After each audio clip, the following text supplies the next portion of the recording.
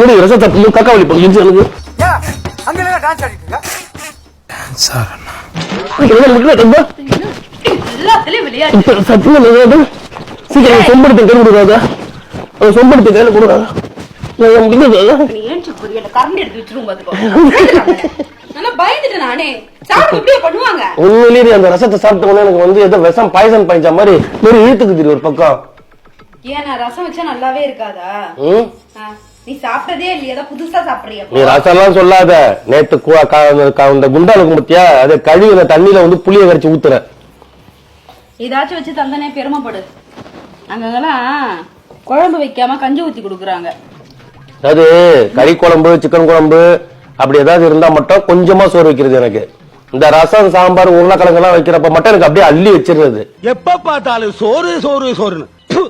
ஆனா கறி குழம்பு வைக்கிற பாரு உன் தட்டு பெருசா இருக்கும். அப்படியே சோத்தை அப்படியே வந்து கோபுரம் மாதிரி வச்சிருப்ப. அதுல புளி அடி பறிச்சு கறி ஊத்திப்ப. இதெல்லாமா பாப்ப செக் பண்றல நீங்க பண்றதல்ல.